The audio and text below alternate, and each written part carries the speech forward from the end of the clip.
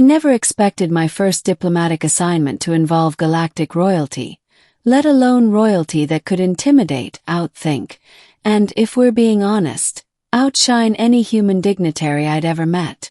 But that's exactly what happened the moment I stepped off the shuttle and onto the crystalline landing platform of Aurelian 5. Aurelian 5.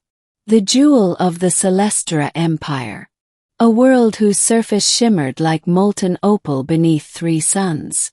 A world rumored to house the most advanced civilization in the Orion Spur.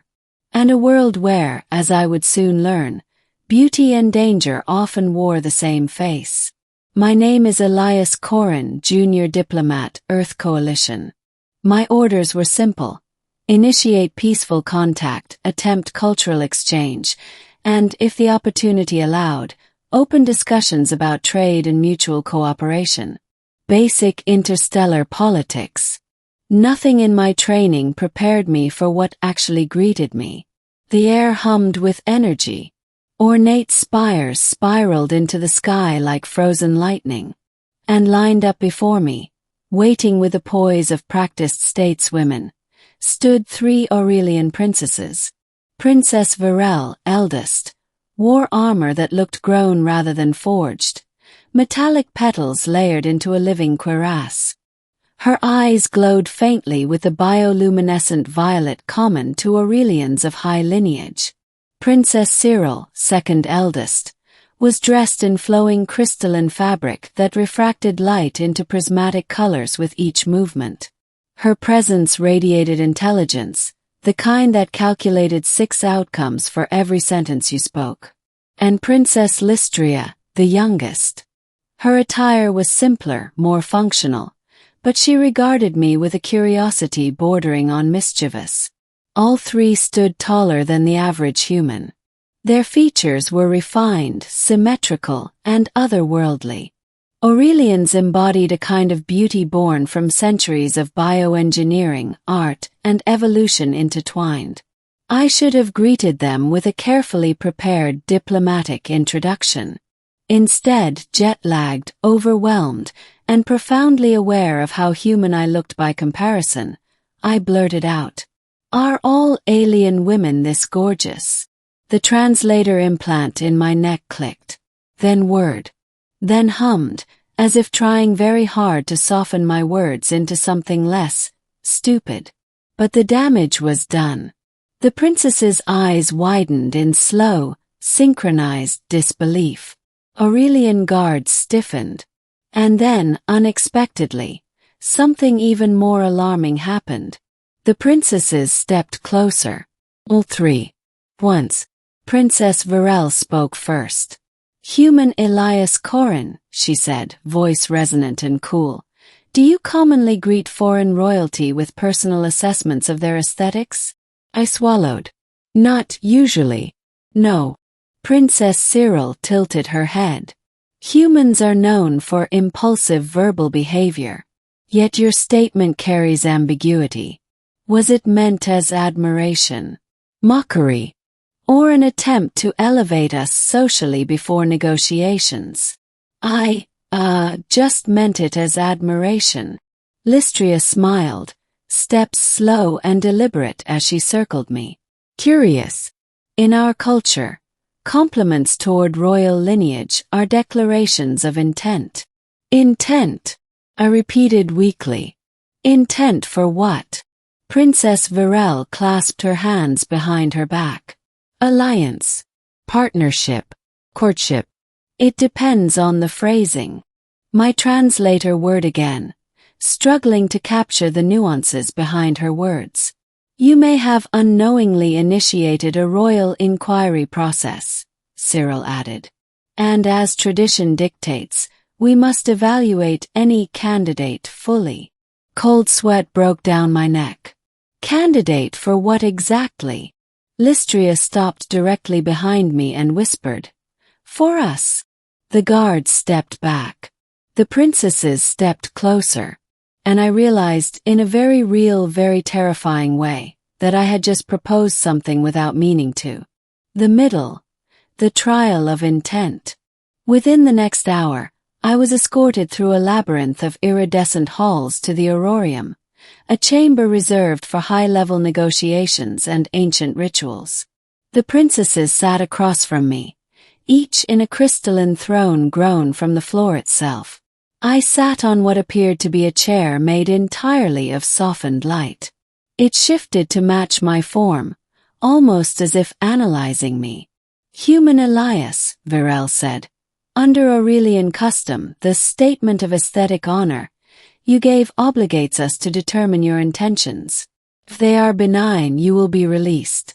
If they are diplomatic, negotiations may proceed. If they are relational," she paused, exchanging a subtle glance with her sisters, "then additional rites are required." "I promise you," I said quickly, "I wasn't trying to start any rites." "Yet you spoke the words before witnesses," Cyril countered. "Thus the trial must occur." The chamber dimmed. The walls blossomed with projections, holographic landscapes, simulated environments, and glowing spheres of light. Princess Lystria rose. "The trial of intent contains 3 segments, one of mind, one of heart, one of courage. If you complete them, we will know your truth." I exhaled into my hands. I really should not have skipped that second cup of coffee this morning. Trial 1, the mind. A sphere of light dissolved into an intricate puzzle of shifting geometric planes. I was tasked with aligning them into a coherent structure. To my surprise, the solution wasn't purely logical. It required intuition and rhythm. Aurelian solved problems through harmony of thought rather than brute logic. It took me several minutes, but when the structure finally snapped into place, a soft chime resonated through the chamber. Princess Cyril nodded approvingly. "Adequate." Adequate was probably the best I was going to get. Trial 2, the heart. For this trial, I was shown holographic recreations of Earth. My home. My people. I had to describe honestly why I wished to represent them, and why. Peace mattered to me personally. I spoke about my grandmother, who taught me that every conflict begins where understanding ends. I spoke about humanity's long struggle toward unity and our mistakes along the way. I said we wanted partners in the stars, not conquests. When I finished, the princesses watched me in silence. Then Lystria smiled softly. "Truthful." Trial 3, courage. The chamber floor opened. A swirling void appeared. An Aurelian simulation chamber capable of inducing ultra-realistic stress scenarios. They placed me in a simulated collapsing starship, flames licking the walls, alarms screaming. I had to lead a group of simulated crew members to safety. Despite the terror, despite the near-overwhelming sensory overload, I pushed through, one step at a time. When the simulation ended, I dropped to one knee, gasping. Virel approached and extended a hand. "You acted with honor." I took her hand, letting her lift me. "So, does this mean I'm free to go?" asked hopefully. All 3 princesses exchanged a look. The ending, an unexpected alliance. Princess Cyril spoke. "Your words, though impulsive, came from sincerity rather than manipulation." Princess Virel added, "Your actions demonstrate honesty, curiosity, and courage, traits our people value." Princess Lystria stepped closer once more, eyes bright. "Thus we grant our verdict. You may choose your intent." "My choice." "Yes," Virel confirmed. "You may proceed as a diplomat alone. Or if you wish, you may pursue deeper cultural ties with any one of us. But the choice is yours, freely given." I let out a breath I didn't know I'd been holding. "Then I choose diplomacy," I said. "Friendship between our peoples.